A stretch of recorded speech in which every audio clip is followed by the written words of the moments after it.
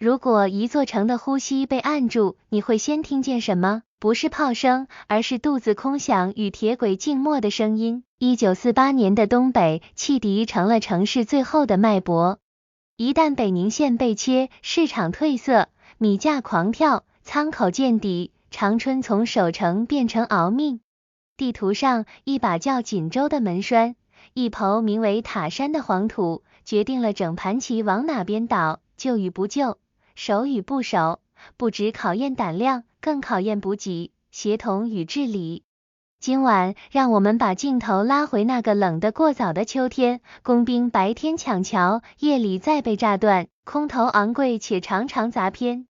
口号写得漂亮，却跨不过一条被掀翻的路。这不是传奇，而是一场把路通不通、仓满不满、心稳不稳摆到台面上的硬仗。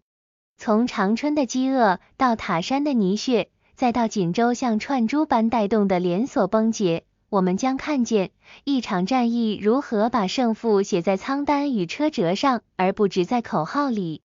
把时间拨回到一个寒意早到的秋天，街市不再有叫卖声，只有风把报纸吹过石板路的沙沙声。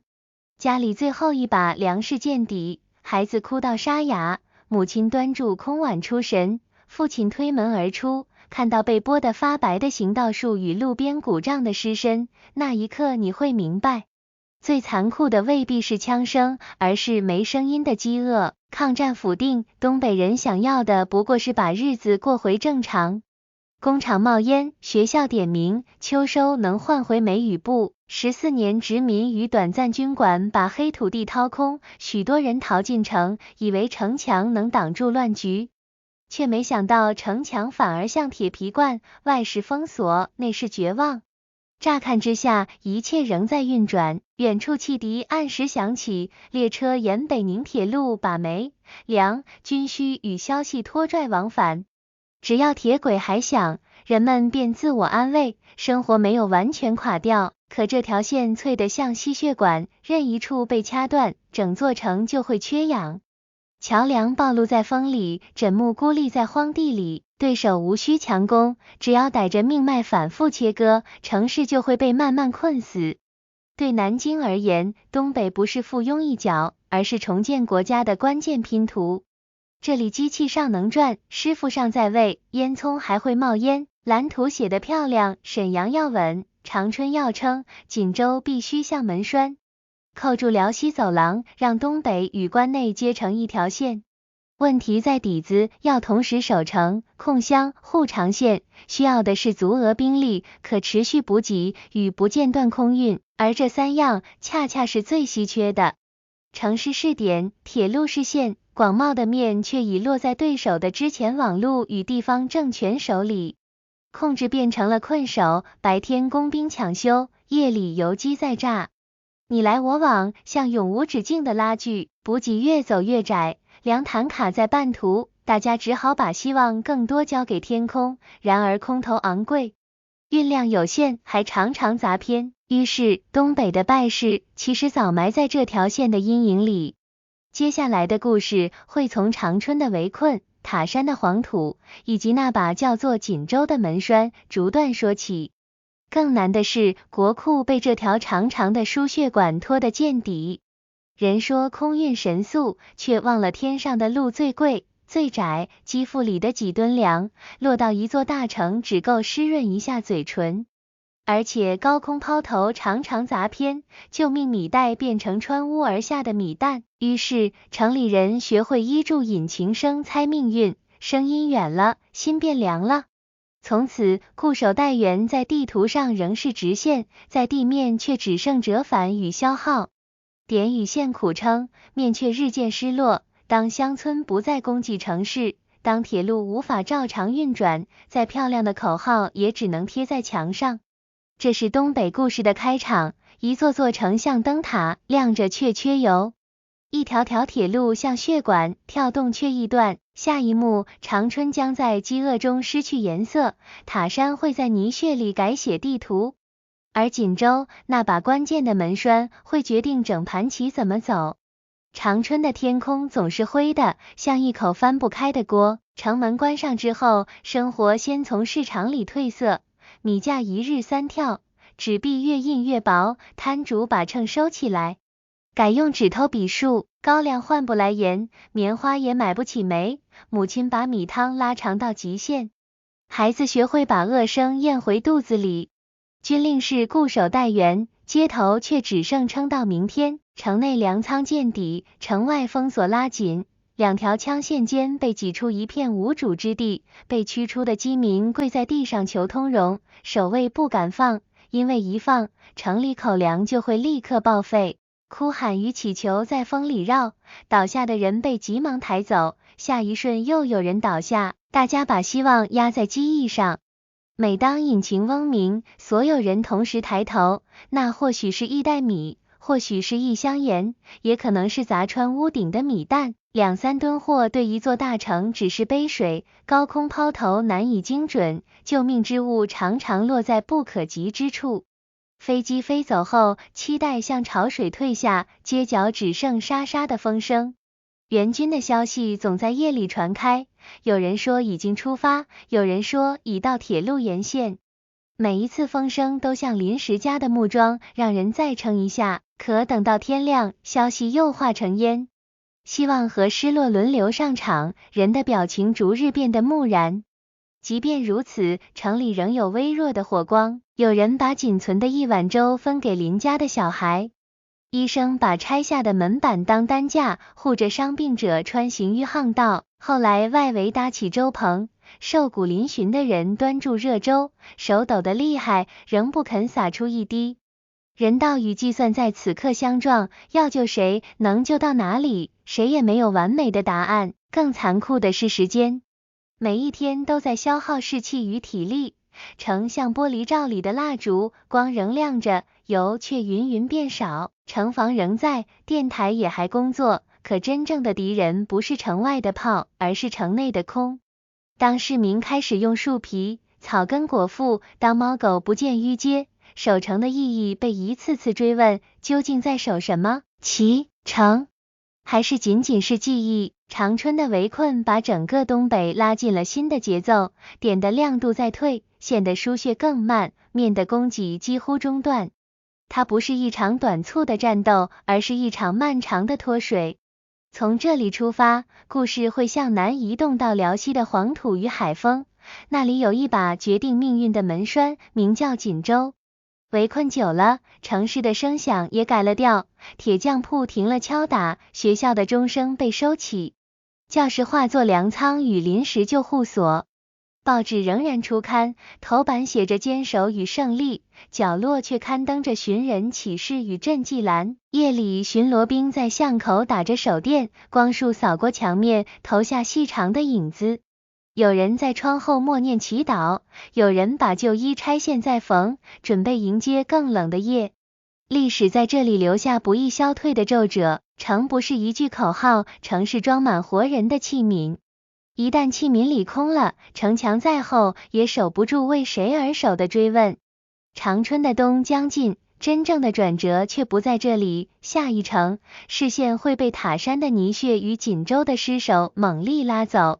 整个东北的棋局亦因之翻面。北宁铁路在地图上只是一条线，对城市却是呼吸。它把外面的粮、煤、盐与弹药一节节送进来，任何一段被拔掉，城便像被按住喉咙。辽西平原少屏障，桥梁与车站都抱在风里，白天工兵抢修，夜里破袭再到。运输节奏被反复打断，城像照在玻璃罐里的蜡烛，火苗忽明忽暗。围绕救不救锦州，前线与中枢的分歧被放大。蒋中正一口咬定锦州不可失，门栓一开，东北数十万守军将被关进屋里，后路尽断。韦立煌却看到另一幅景，辽西平原已被对手定出密集的定板，贸然南下只会被分段切割。不如固守沈阳，等待关内援军。两套方案各有道理，却同时撞在三面墙上，兵力不敷，后勤不济，士气不振。争执换不来第三条路，只把最宝贵的时间丢在原地。对手此时展开的是系统战，他们把炮兵前推到机场周边，逼空运降频，把游击线拓成支前网，号召上百万民工用肩膀、架子车与牲畜把粮坛一段段接力，临时碾出与铁路并行的土路。当你切断其后路，地方立即像血管侧支般绕开堵点，通路又亮起。粗糙却稳。塔山原本只是黄土小丘，为了打开去锦州的唯一通道，国军在海空支援下连续猛攻。阵地在几个时辰内反复一手断墙间贴身白刃，林彪下死令要阵地，不惜代价。国军并非火力弱，问题在指挥链松散，协同生硬，战术僵直，海空优势难以转移为地面突破。6昼夜后，攻势耗尽，缺口仍未撕开。塔山像一面镜子，把整个体系的病灶照得分明。机场受压，海上难入，路线受阻，原本寄望的天空与海洋只剩外衣。而对手牢牢抓住土地与后勤，哪怕是泥地里新压出的车辙，也能延伸成活路。接下来，棋局将朝同一方向连环倒下，锦州若失，长春就无缘，沈阳也难再稳。高层迟疑的副作用一路向下，铁道局调拨表3改4修，军运列车排不上线，空军航线因机场跑道被炮火反复掀翻，只能临时外移，航油与备件也跟住吃紧。海上运补风险骤增，葫芦岛时常受压，舰艇难以长时间靠泊，卸载效率大减。前线官兵白天抢修，夜里转移，疲惫像潮汐那样一波比一波高。指挥部的电令在地图上来回摆动，一会儿北上牵制，一会儿南下增援。旅团级部队被迫往返拉锯，耗掉的是轮员与士气。有人在日记里写，我们不是打不赢一仗，而是被一张网越缠越紧。对照之下，对手把千家万户拴成一条绳，粗糙却有韧性，一个缺口补上去，整片面便重新收紧。塔山之后，局势像落在斜坡上的棋子，自己会往下滑。锦州的总攻已在云后蓄势，一旦门栓被拔，长春等不来援军，沈阳也难持久。下一段，城与城之间的空隙会迅速合上，连锁反应此起彼伏。10月中旬，形势忽然像串珠般连环倒向一边，东西两路援军被塔山与侧翼牵住后，围城者把火力收束，对锦州发起总攻。31个小时，不到2天1夜，这把被寄望为门栓的城池整体坍塌。第6兵团在城内外分段溃散，街巷里旗帜互换，副司令范汉杰就地被擒。电台里关于死守的用语还在回响，城头早已易帜。那一刻，长春的人都明白援军不会来了。接着是一连串静悄悄的解体。长春先由第60军倒向对面，新编第7军继而缴械。第1兵团司令郑洞国未能组织突围，最终被俘。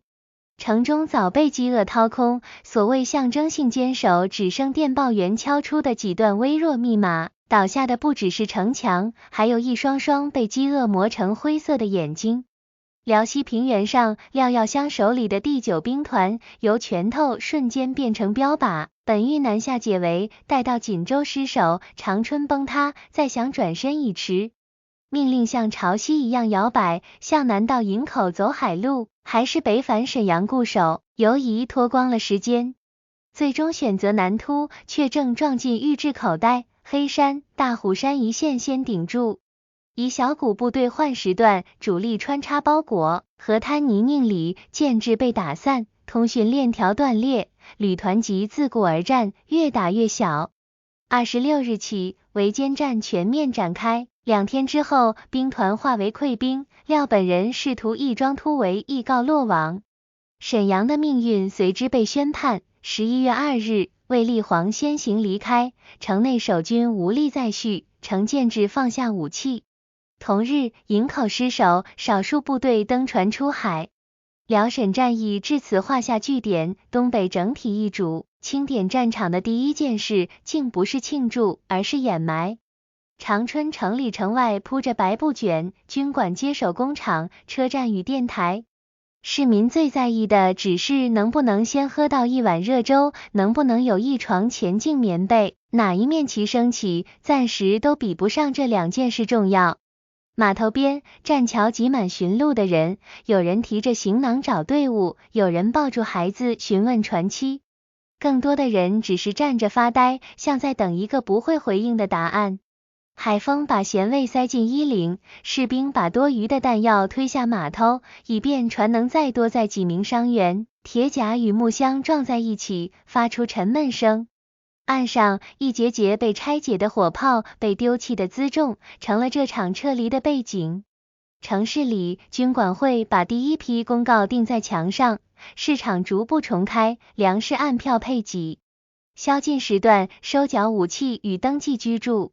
电台也换了声线，先播安民，后读规章。收音机旁的老人把音量调小，只想听到今天有粥，而不是谁在谁的名单上。孩子们看住墙上的新标语，念得磕磕绊绊。母亲把破棉衣再补一层，准备迎接更冷的夜。街角仍有人谈论，如果塔山打通，如果锦州多撑几天，如果空运不断。这些假设像烟，升起又散落。更多的人选择沉默，他们学会把目光盯在脚下，哪里能领粮，哪里能换煤，哪里还收工。战事的收束不等于生活的重启，真正的重启要从下一餐开始。辽沈落幕并非结束，而是另一段行军的开端。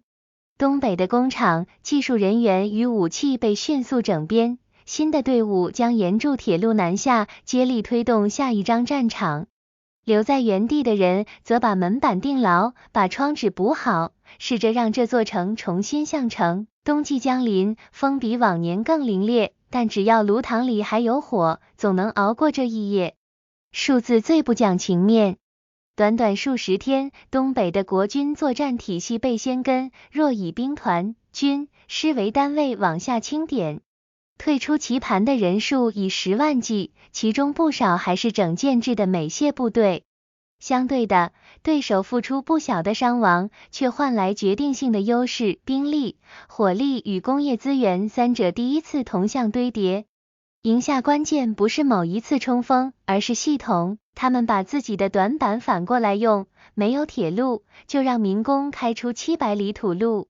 卡车不足，就把补给拆到最小单元，用肩膀、架子车与牲畜接力。通路被切，就让地方之前像侧支血管那样绕开堵点，夜里再把物资送上去。粗糙不怕，怕的是断，一旦不断，力量就会积起来。另一面，国军并非没有硬骨头。工兵在炮火里抢修桥梁，飞行员冒着高炮投放物资，步兵在断墙间拼刺刀，每一幕都真实而沉重。但这些点状英勇缺少网状支撑，指挥流程拉长，派系牵扯。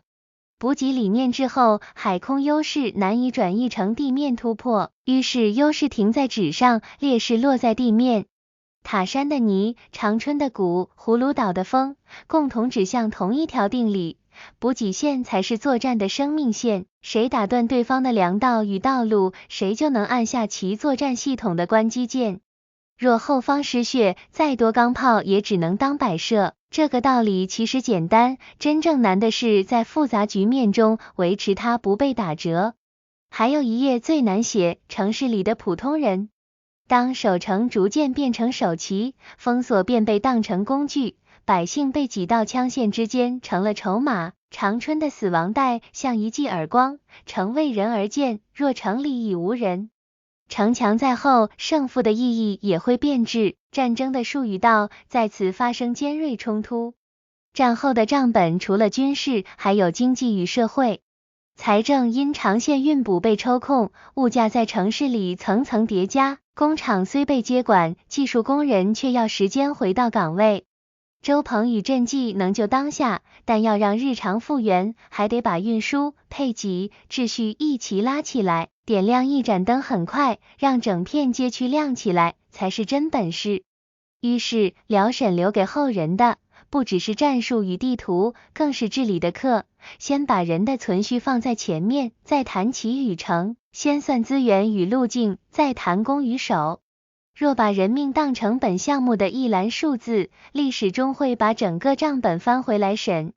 回望那段时日，许多口号在墙上吊骰，但几行朴素的话留下来：路要通，仓要满，心要稳。前两者是算术，后一者是人心。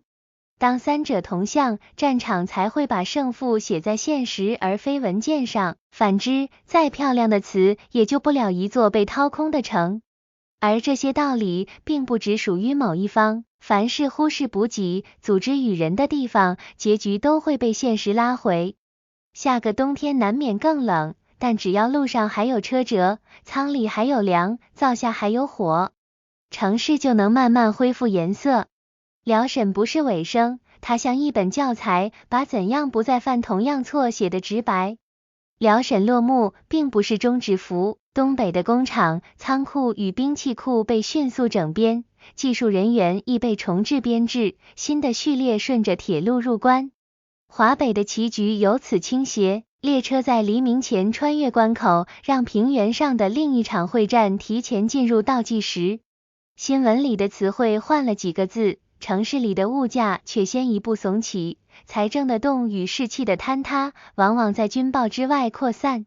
写在日记里的是更难堪的两行字，失去的不仅是兵与城，还有可挽回的想象。中枢仍能发布命令，地方却越来越难以把命令落地。军政分离的缝隙一旦被撕开，基层单位只好先顾今天的吹火。此时再谈返工时间表，像是给疲惫的身体贴上一张漂亮标签，遮不住真正的消耗。战略地图向南推移，铁路沿线的节点接连被摸准。对手把系统战扩张到更大地理尺度，一方面打节点，一方面把之前网再拉宽，让补给像接力棒一样跨区域转运。当入关部队在车站卸下弹药与粮袋，地方政权同时接手治安、仓储与交通，前线与后方之间的摩擦被降到最低，反观撤出的队伍仍在寻找下一个可守的点。文件夹里塞满各式报表、补充名册、后勤请调、修复清单、疏散方案，每一页都合乎规程，但要让他们在地上动起来，必须有人、路与秩序同时配合，现实却是一处卡住，所有页面便一起支柱。舆论也在悄悄转向，报章上开始讨论战与和、守与退的分寸。商会谈汇率，工会谈工资，学校谈复课，街坊则只问一件事：米价还会涨吗？当民生问题主导了对战式的感受，纯军事的口号就越难唤起共鸣。守不住锅，守成两字就会失重。国际目光并非置身事外。东北局势改观后，外部力量对华北与沿海港口的判断也随之重算。货轮靠泊要不要继续？贷款能否展期？技术合作是否按下暂停？这些看似经济的选项会回流到战场，缺少航油与零件，飞机的出勤表就会越来越稀疏。即便如此，许多普通人仍努力把一天过完整。工人回到车间，先清点工具，再把皮带装回。站务员擦亮号志灯，教师把学生召回教室，课桌上铺住发黄的旧报纸做书皮。生活的每一个复位都是对乱的小小反击，这些不起眼的动作往往比标语更有重量。当我们把镜头从战场拉远，会看到一条更清晰的线，谁能同时维持补给、治理与信任，谁就能把地图上的颜色按自己的节奏改变。辽沈的输赢已成定案，真正的问题却才刚开始，如何避免让下一座城重演长春的命运？如何让下一段撤退不再以残破收场？答案不在最响亮的口号里，而在最琐碎的秩序里。决策与代价往往不是同一天出现。台面上的将领把旗针在沙盘上来回挪，声音笃定。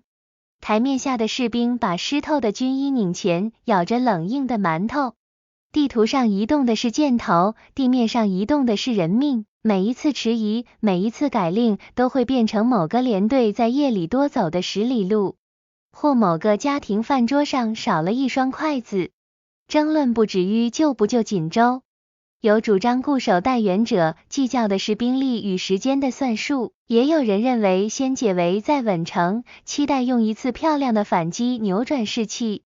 两种逻辑都能成立，但需要的条件不同。第一种要长线供给与稳定治安，第二种要快速集结、精准协同与连续火力。当三样前提同时缺席，再正确的选项也会在路上变形。将领并非不清楚情势，只是每个人都背着不同的权衡表。有人以大局为重，愿意退掉一城以换取可用兵力。有人把军队最后的精锐看作家底，不敢轻动；也有人因舆论压力选择了最像姿态的一条路。历史回头看，总能判断对错。站在当时，只能在雾里挑一条最像路的路。战术与道义的纠结更难回答。围城以击确实短期有效，但城外那条无人地带堆满了名字与眼泪。你可以把它写进作战评估中的一行，敌方士气受挫，却很难把它从人的心里抹掉。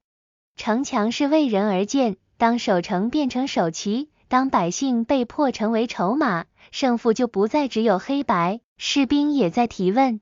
有人写信回家，我们守着一座几乎空了的城，究竟是为了谁？也有人把铁盔当锅，熬出最后一锅稀粥分给新兵。英勇并不只存在于冲锋时刻，更在看不见的地方，把受寒的弟兄往火堆前推一步，把唯一的钱粮塞到伤员手心。城里的普通人同样在用自己的方式参战。